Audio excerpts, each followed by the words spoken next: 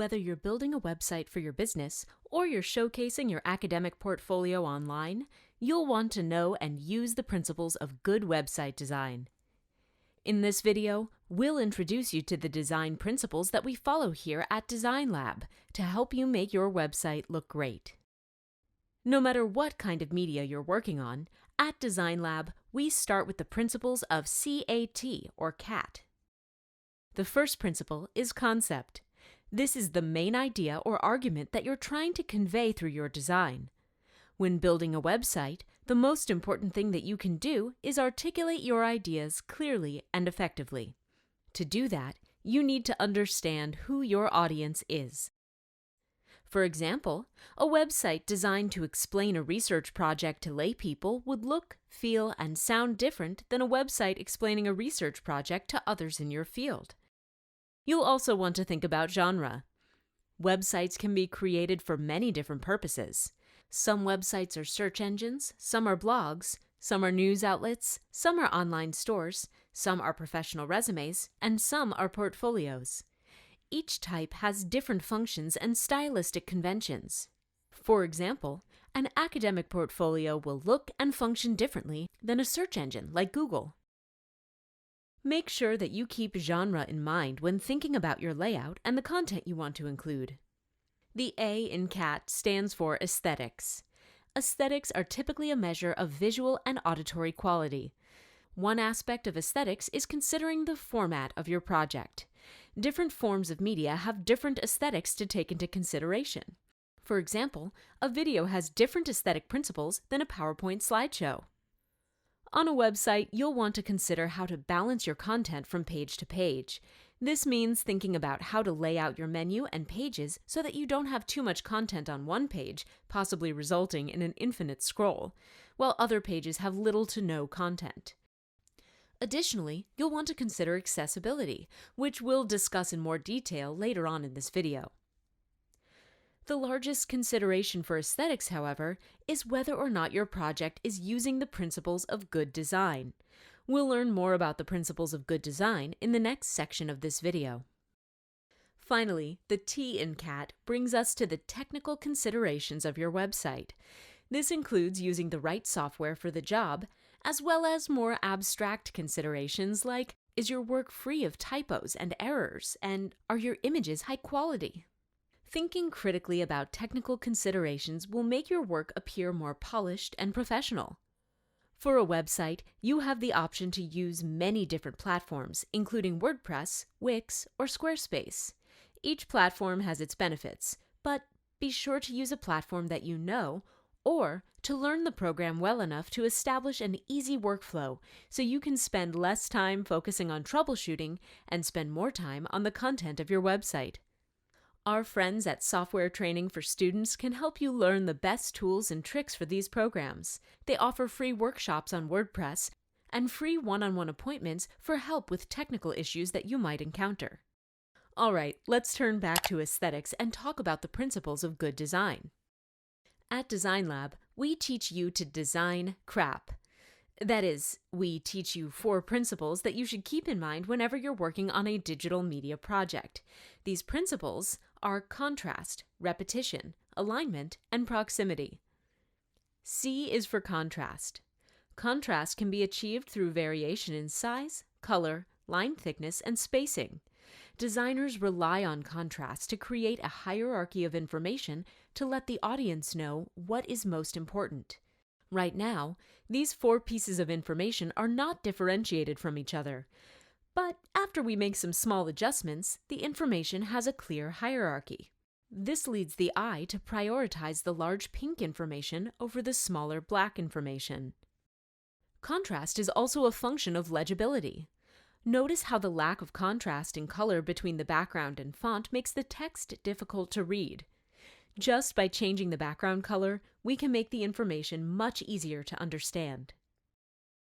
R is for repetition. It may be tempting to throw many different colors and shapes into your design, but this can be overwhelming for your audience. Instead of trying to include too many objects of varying shapes and colors, we can use repetition of our main design element, in this case the pink hexagon, to create a cohesive design package. This works the same with fonts. Another place where repetition is important is in the selection of images. Let's look at this example. These three icons of food are disparate in that they all have different styles, but we can create unity with these images through repetition in bounding, shape, and caption. Better yet, we can use a similar style for all three images, making the design feel more cohesive. A is for alignment. Our brains want everything to be organized, and we struggle when things are not in alignment. Let's compare these lines, which are all over the place, to these lines, which are intentionally placed in alignment with one another. For websites, alignment is pretty often fixed. Your only options are usually in text and image alignment across pages. It's common to use left alignment, which is easiest to follow. Use justified, center, or right alignment sparingly and intentionally. Finally, P is for proximity, which deals with the distance between elements in our design. Through proximity, we can create visual relationships that lead to an easier understanding of materials. Things that are close to each other will automatically feel more related.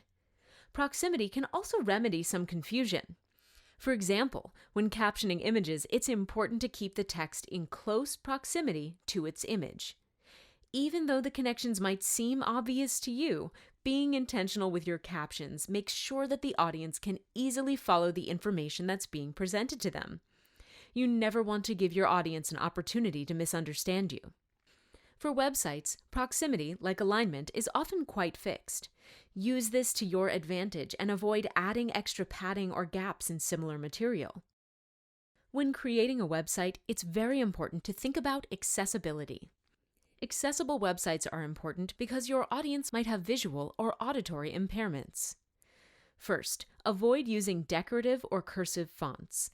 These fonts are difficult to read for those with visual impairments or dyslexia. Keep your font choices to simple serif or sans serif fonts.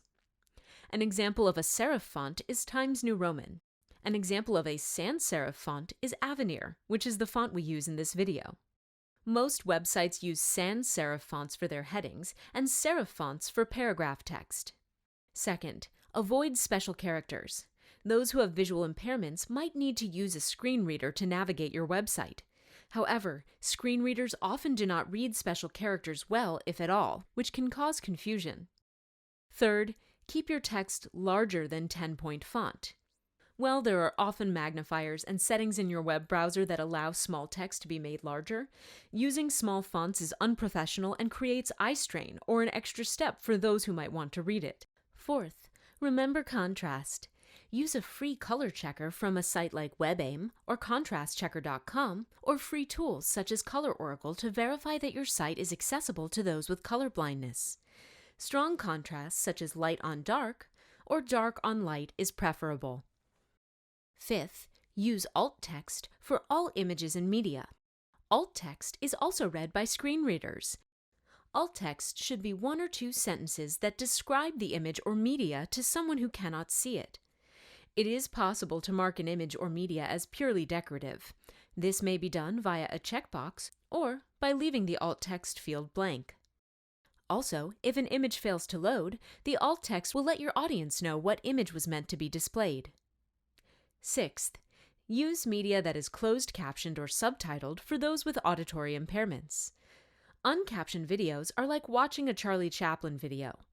You can make your own captions, or you can use an auto-captioning program like YouTube. However, you should always be sure to edit any auto-captioning program, since they're often about 90% accurate or less. Seventh, link text should also explain the destination of the link. Avoid using link text like "click here" or "see this." Instead, try something like "check out the Design Lab website for more information." Finally, be sure to include a navigation bar on every page. Most websites feature this as a built-in standard, but this function is sometimes disabled. Your navigation menu is the way that your audience will be able to find all of the content on your website. Additionally, be sure to include all of your pages in the menu, or make sure that they're easily accessible from another main landing page. There are some great free tools out there for checking your website's accessibility. We recommend the site Wave by WebAIM. which will evaluate your alt text, your use of headings, and other general accessibility considerations. Keep in mind that this program will only check one page at a time, so be sure to check all of your pages. Alright, let's recap. In this video, we looked at the CAT of effective design, that is, the concept, aesthetic, and technical elements of a website. We also looked at design crap, contrast, repetition, alignment, and proximity. These aesthetic principles should be taken into consideration whenever you're creating a website. Finally, we talked about how to make your website accessible for those who have visual and auditory impairments. We hope that you will apply these helpful tips in the creation of your website. Please feel free to visit our resources page on the Design Lab website for links to online stock images and other content, as well as links to software help. Design Lab is here to help you work effectively in digital media. We offer free one-on-one or small group appointments to provide personalized recommendations and feedback on your projects. We can help you at any point in the creation process. We can help you brainstorm ideas and think through the organization. We can recommend tools, resources, and equipment. And we can be a second set of eyes throughout the creation and editing process. Due to the pandemic, we have suspended all in-person appointments, but we are now offering appointments via video calls. To make an appointment, just go to the Design Lab website and click the pink Make an Appointment button. Have just a quick question or want to drop in and see if someone's available now? Start a chat with us using our new chat service, which is open anytime Design Lab is open. Click Chat with Design Lab in the main menu of the Design Lab website. We look forward to working with you.